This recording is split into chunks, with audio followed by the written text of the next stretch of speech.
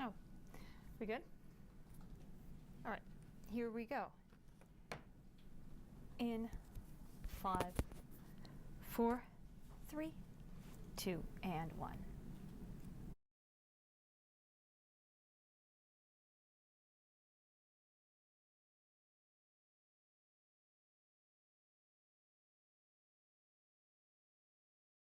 The low 80s, right around 82 degrees here in the Denver metro area today. A little bit warmer tomorrow, and then a bit of a cool down, actually getting closer to where we should be for this time of the year.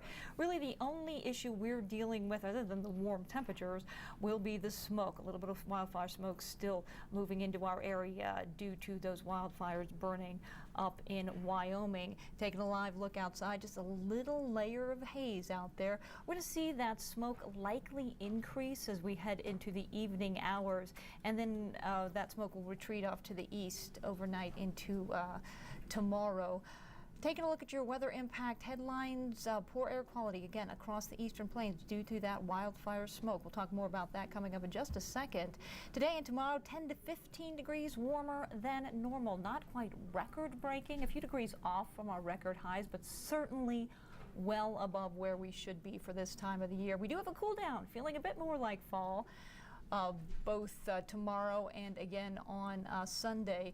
Current temperatures out there, we're looking at 80 degrees out at DIA, 82 already in Greeley, 81 in Fort Collins, 60s, 70s up in the mountains, so a little bit cooler there, but still quite warm with that sunshine. Helping to warm those temperatures up into the low 80s, 82 your forecast high for the Denver metro area. Again, smoky at times, the record 85 degrees, so a few degrees shy of that. Forecast highs across the plains, 80s, upper 80s, down across the eastern, southeastern corner of the state. And again, those 60s and 70s up there in the high country. Little bit of moisture moving in the middle layers of our atmosphere, mainly in the form of clouds. But again, we'll see, much like we saw yesterday, just some stray sprinkles, some isolated showers out there across the southern mountains. May see some stray sprinkles down south along the I-25 corridor south of the metro area. And then all that moves off to the south and east, and we start the overnight hours with clouds, and then we'll clear as we head into tomorrow morning. But do want to talk about an air quality alert. This is for fine particulate matter. That is due to that wildfire smoke moving in across the east central and northeast corners, regions of our state. And that goes until 9 o'clock tomorrow morning. So again, a little bit of hazy conditions to deal with overnight into tomorrow morning.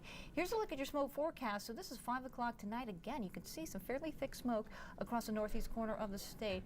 It does move down close to the metro area overnight into tomorrow morning, but really does start to retreat overnight into tomorrow morning as well off to the east as we get a little bit of a shift in the winds.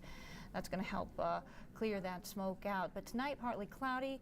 As we start the night, we're going to see those winds out of the east-northeast at 5 to 10 miles per hour. So those northerly winds helping to blow in that smoke. Overnight lows dropping down to about 50 degrees, but then those winds shift a bit out of the south-southwest. So you get a little bit more of that westerly wind, and that does help to clear out that smoke. And so we'll see a little bit more sunshine and clearing skies, warmer, 85 degrees, not quite record. Again, the record 89 degrees. So we're a few degrees shy of that, but still much, much warmer than we should be for this time of the year. Mid to upper 80s across the plains tomorrow. Once again, 60s and 70s up there in the mountains.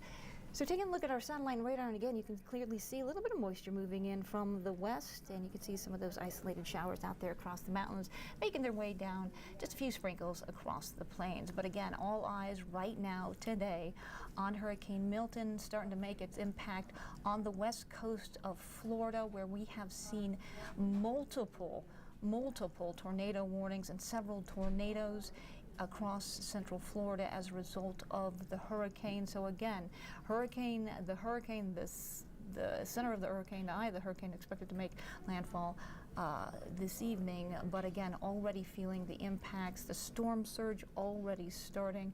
And again, we will only see these conditions worsen as we head closer to the overnight hours and into tomorrow morning. So we did see some tornadoes spawn up as a result earlier today, continuing to see off and on warnings. We'll continue to see that trend through the afternoon. So how do hurricanes form tornadoes?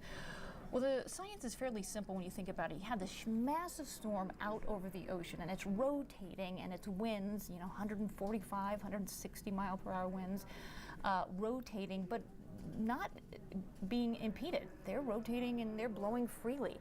However, things change when that hurricane, that storm, heads over land. So once it gets to the land, those winds at the surface hit the land, and they slow down because of the friction of the earth, basically. So you have, then that creates a change in wind speed and a change in wind direction at the surface level. Meantime, the winds up at the top of the hurricane are spinning at their constant speed. So when that happens, you get that change in wind speed and that change in direction, that creates what's called wind shear. And that then causes the air to spin, and that's what then creates a tornado. You factor in the wind shear, which is what we just talked about, with the instability, which is that really warm, moist air at the surface level that rises. That's when you get the threat for tornadoes. So that is a perfect recipe to see many, many tornadoes as we head into the afternoon.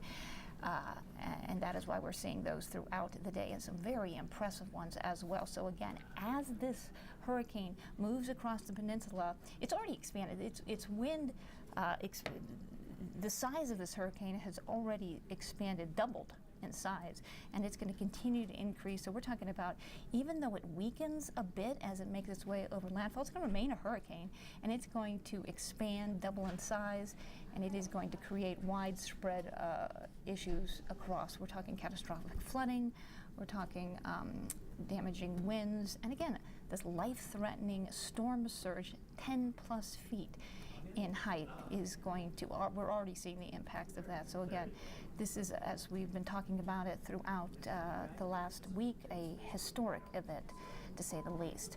Back here in the metro area and in Colorado, we are looking dry, just a totally different story. We are dry right on through Sunday, no chance for any type of precipitation. Temperatures actually falling. That's the only taste of fall is going to be on Friday, as we drop down to 74 degrees. We warm back up on Saturday to 83, and then getting closer to fall-like weather as we head toward Tuesday, dropping down about 73 degrees. Our normal high for this time of the year is 70, so still several degrees above that, but it will be cooler, although it will still be sunny. Thanks so much for joining us here on 9 News Plus. I'm meteorologist Keely Chalmers. Have a great day.